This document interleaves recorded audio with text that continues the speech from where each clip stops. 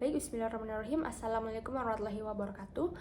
Perkenalkan, nama saya Anisayo Anggreni dengan NIM D121241078 dari kelas B Teknik Informatika Angkatan 2024.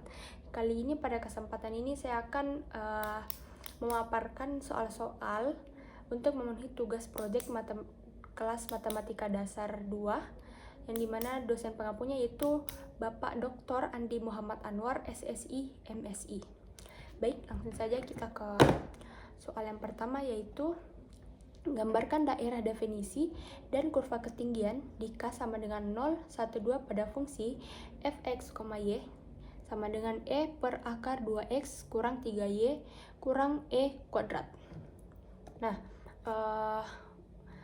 langkah pertama untuk mengidentifikasi ini yaitu pada nilai x dan y. Agar fungsi ini terdefinisi dalam bilangan real, kita harus menemukan bahwa ekspresi di bawah akar kuadrat yaitu 2x kurang 3y kurang 6. Nah, ini harus lebih besar atau sama dengan 0.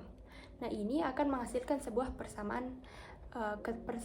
sebuah pertidaksamaan linear. Nah, daerah ini yaitu seluruh area pada bidang XY yang terletak di bawah garis lurus dengan persamaan 2x kurang 3y sama dengan 6. Nah, selanjutnya kita akan meninjau kurva ketinggian fungsi untuk nilai K, 0, 1, dan 2. Nah, pertama untuk K sama dengan 0, kita mendapatkan persamaan 2x kurang 3y kurang 6 per e kuadrat sama dengan 0. Karena e pangkat z tidak pernah bernilai 0, persamaan ini hanya terpenuhi jika pembilangnya itu 0, yaitu akar 2x kurang 3y kurang 6 sama dengan 0. Dengan mengkuadratkan kedua sisi ini akan memberikan kita persamaan garis lurus yaitu 2x kurang 3y sama dengan 6. Jadi kurva ketinggian untuk K sama dengan 0 itu adalah garis batas dari daerah definisi itu sendiri. Nah, selanjutnya untuk K sama dengan 1, yaitu persamaannya menjadi akar 2x kurang 3y kurang 6 sama dengan 1, yang setelah dikuadratkan dan sederhanakan akan menghasilkan garis lurus 2x kurang 3y sama dengan 7. Begitu pula dengan 3 untuk K sama dengan 2, yaitu persamaannya akar 2x kurang 3y kurang 6 sama dengan 2. Setelah dikuadratkan akan menghasilkan garis lurus 2x kurang 3y sama dengan 10. Nah, secara visual daerah definisi yaitu setengah bidang yang dibatasi oleh garis 2x kurang 3y sama dengan 6 itu termasuk garis itu sendiri. Nah, kurva-kurva ketinggian untuk K, 0, 1, dan 2 itu adalah garis-garis lurus yang sejajar satu sama lain. Nah, garis 2x kurang 3y sama dengan 6 itu adalah batas daerah definisi. Dan garis 2x kurang 3y sama dengan 7 dan 2x kurang 3y sama dengan 10 terletak di dalam daerah definisi dan semakin menjauhi garis batas 2x kurang 3y sama dengan 6 seiring dengan meningkatnya nilai K. Nah, seperti ini pada gambar. Semua garis ini memiliki kemiringan yang sama, yaitu 2/3 yang menunjukkan bahwa mereka ini paralel. Seperti itu. Baik, kita masuk ke soal yang nomor 2, yaitu selidiki apakah fungsi berikut kontinu di titik 0,0, yaitu fx, y sama dengan xy per mutlak x tambah mutlak y jika x, y sama dengan bukan 0,0 dan jika x, y sama dengan 0,0.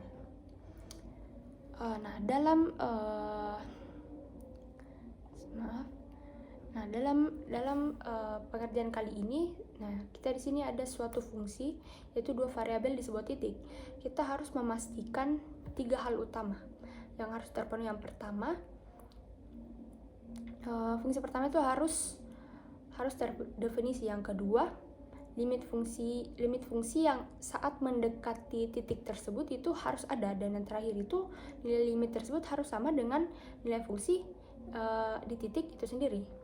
Nah, kita terapkan konsep ini pada fungsi fx, y yang didefinisikan secara berbeda untuk titik 0,0 dan titik lainnya. Nah, di sini kita mau tahu apakah fungsi ini kontinu tepat di titik 0,0. Nah, langkah pertama kita lakukan adalah memeriksa nilai fungsi di titik 0,0. Berdasarkan definisi, f 0,0 sama dengan 0 itu telah terpenuhi. Jadi kondisi pertama ini sudah terpenuhi ya. Nah, selanjutnya dengan memanfaatkan koordinat polar di mana x sama dengan r cos theta dan y sama dengan r sin theta. Nah, kita dapat mengubah ekspresi fungsi untuk x, y sama dengan bukan 0,0 menjadi limit r menuju 0, r kuadrat cos theta kali sin theta per mutlak r cos theta ditambah r sin theta. Nah, sama dengan r kuadrat cos theta sin theta per r dalam kurung mutlak cos theta ditambah mutlak sin theta sama tutup kurung ya, sama dengan r cos theta sin theta per mutlak cos theta ditambah sin theta. Nah, r-nya itu diubah jadi 0, jadi hasilnya itu 0. Nah, karena itu telah mewakili proses dan akan mendekati titik pusat 0,0.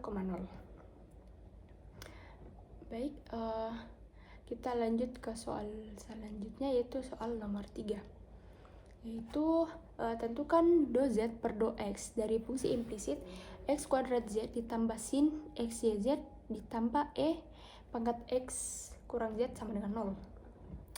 Nah, di sini kita akan mencari turunan parsial dari do z per do x dari sebuah fungsi implisit, yaitu x kuadrat z ditambah sin x y z ditambah e pangkat x kurang z sama dengan 0. Nah, fungsi implisit ini menghubungkan 3 variabel, yaitu x, y, dan z.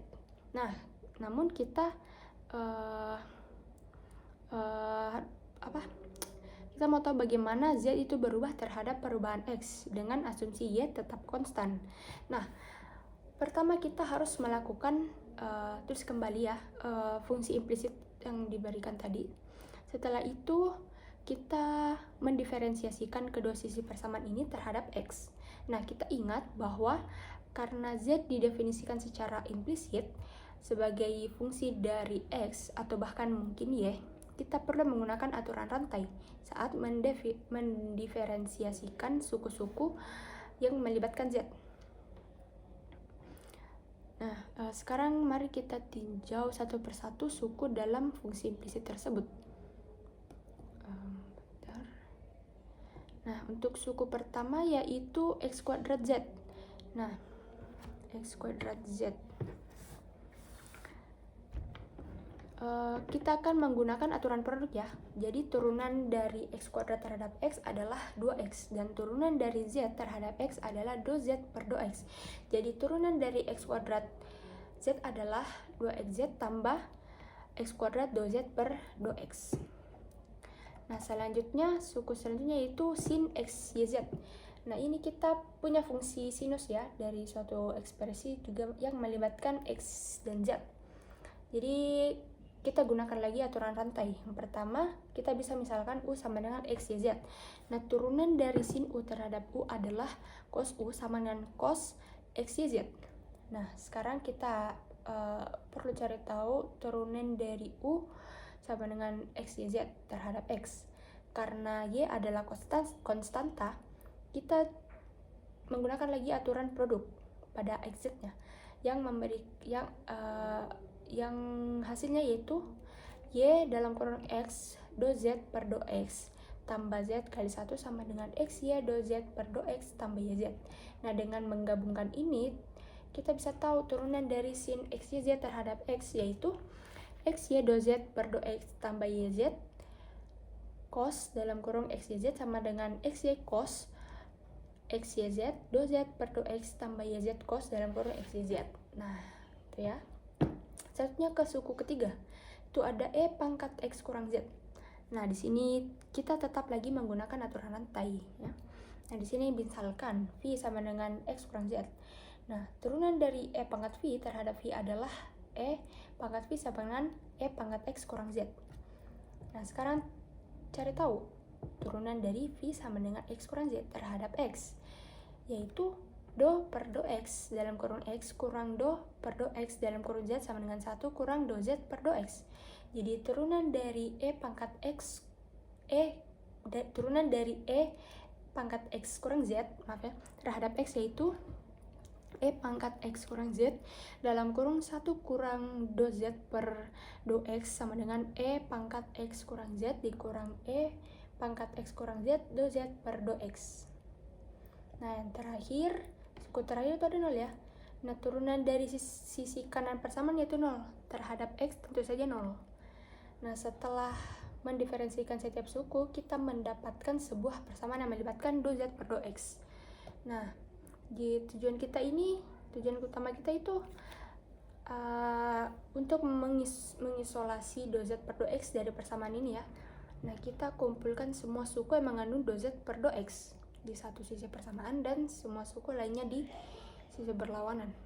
Nah, persamaan yang kita dapatkan setelah diferensiasi yaitu dalam kurung 2xz ditambah x kuadrat do z per do x tambah dalam kurung xy cos dalam kurung xyz do z per do x ditambah yz cos dalam kurung xyz tambah e pangkat tambah dalam kurung e pangkat x kurang z kurang e pangkat x kurang z do z per do x. Nah, selanjutnya mengelompokkan suku-suku dengan do z per do x juga memindahkan ke satu sisi, yaitu kita mendapatkan x kuadrat do z per do x ditambah xy cos dalam kurung xyz do z per do x kurang e pangkat x kurang z do z per do x sama dengan min 2xz dikurang yz cos dalam kurung xyz dikurang e pangkat x kurang z. Nah, selanjutnya kita faktorkan do z per do x dari sisi kiri persamaan yaitu do z per do x dalam kurung x kuadrat tambah xy cos dalam kurung xyz dikurang e pangkat x kurang z sama dengan min 2xz dikurang yz cos dalam kurung xyz dikurang e pangkat x kurang z.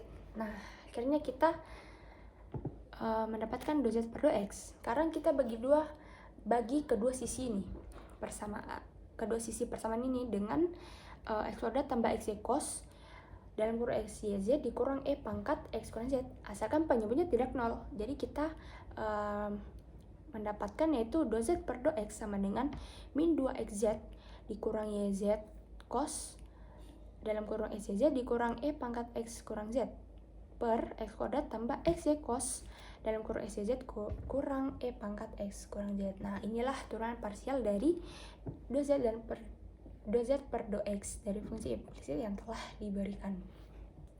Kita lanjut ke soal selanjutnya, yaitu soal nomor 4.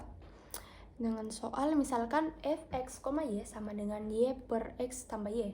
Tentukan vektor unit u yang memenuhi fu 2,3 sama dengan 0. Nah, di sini kita diminta untuk menentukan vektor unit u. Jadi turunan berarah dari fungsi ini yaitu pada titik 2,3 dalam arah u yaitu 0. Nah, pertama yang kita lakukan yaitu cari gradien dari fungsi fx, y. Nah, gradien ini adalah vektor yang berisi turunan parsial pertama dari f terhadap x dan y. Rumusnya yaitu vektor f x, y sama dengan dalam kurung do f per do x, do f per do y. Nah, sekarang kita hitung turunan parsialnya satu per satu. Pertama, turunan parsial terhadap x. Do f per do x sama dengan do per do x dalam kurung y per x tambah y. Nah, untuk ini kita gunakan aturan kosien. Nah, setelah melakukan perhitungan, kita akan mendapatkan do f per do x sama dengan min y per dalam kurung x tambah y kuadrat. Selanjutnya kita hitung lagi turunan parsial terhadap y, yaitu do f per do y sama dengan do per do y dalam kurung y per x tambah y. Nah, di sini kita gunakan lagi aturan kosien yang hasilnya kita dapatkan do f per do y sama dengan x per x tambah y kuadrat. Nah, Dengan demikian, gradien dari fungsi fx, y yaitu vektor fx, y sama dengan dalam kurung min y per x tambah y kuadrat, x per x tambah kuadrat, tambah y kuadrat. Nah, sekarang kita harus evaluasi gradien ini pada titik yang diberikan, yaitu 2,3, dengan mensubstitusikan x sama dengan 2 dan y sama dengan 3 ke dalam gradien. Nah, setelah kita masukkan, kita dapat vektor f 2,3 sama dengan dalam kurun min 3 per 25, 2 per 25. Nah, kita ingat bahwa turunan berarah dari f pada titik x0, y0 dalam arah vektor unit u sama dengan a, b didefinisikan sebagai fu x0, y0 sama dengan gradien f x0, 0 kali u. Nah, di soal ini kita ubah jadi fu 2,3 sama dengan 0. Nah, kita sudah punya persamaannya di sini, yaitu vektor f 2,3 kali u sama dengan min 3 per 25, 2 per 25 dikali a, b sama dengan 0. Nah, ini menghasilkan persamaan linear, yaitu min 3 per 25a ditambah 2 per 25b sama dengan 0. Atau kita sederhanakan menjadi min 3a tambah 2b sama dengan 0. Atau yang berarti b sama dengan 3 per 2a. Nah, sekarang kita substitusikan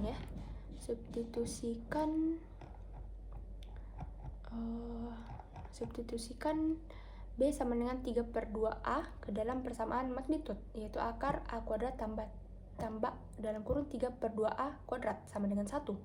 Nah, setelah melakukan langkahnya, kita menemukan bahwa mutlak A sama dengan 2 per 13 atau bisa juga min 2 per 13. Nah,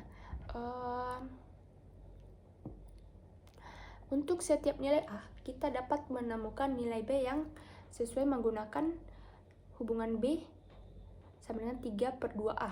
Nah, jika A-nya itu 2 per 13, maka B-nya itu 3 per 13. Nah, jika A-nya sama dengan min 2 per 13, maka B-nya min 3 per akar 13. Nah, jadi ada dua vektor unit yang memenuhi kondisi turunan berarahnya 0 pada titik 2,3, yaitu min 2 per 13 dan min 3 per 13. Nah, kita ke soal yang terakhir, nomor 5, yaitu tentukan semua titik stasioner dan jenisnya dari fungsi f(x,y) sama dengan x kuadrat tambah 4y kuadrat dikurang 2x ditambah 8y kurang 1. Nah, ini kita mencari titik stasioner dan jenisnya dari suatu fungsi dua variabel. Nah, yang pertama kita lakukan yaitu menemukan titik-titik di mana laju perubahan fungsi terhadap kedua variabelnya yaitu 0. Nah, secara matematis ini berarti kita cari titik x, y di mana turunan parsial pertama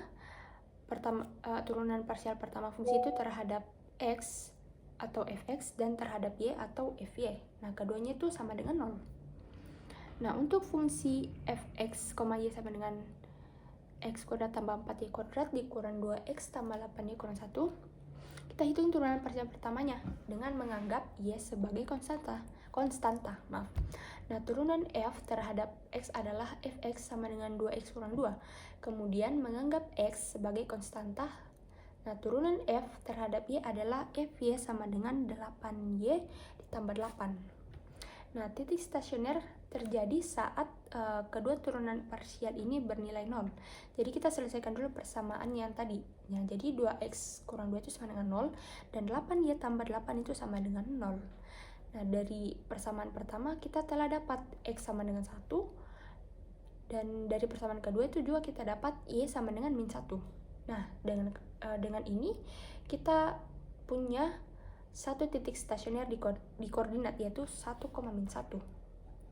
Nah, setelah kita dapat titik stasioner tadi, selanjutnya itu kita tentukan jenisnya, yaitu tentukan jenisnya ya. Nah, ini kita gunakan uji turunan kedua dulu. Uji ini kita libatkan perhitungan turunan parsial kedua. Nah, jadi turunan parsial kedua terhadap X, yaitu fxx sama dengan do per do X dalam kurun 2X kurang 2 sama dengan 2. Nah, selanjutnya turunan parsial kedua terhadap Y adalah FYY sama dengan do per do Y dalam kurun 8Y tambah 8 sama dengan 8. Dan turunan parsial campuran yaitu fxy sama dengan do per do Y dalam kurung 2X kurang 2 sama dengan 0. Begitu juga dengan fyx yang juga akan tetap bernilai 0. Nah, selanjutnya kita hitung diskriminannya dengan menggunakan rumus D sama dengan fxx dikali fyy dikurang fxy kuadrat.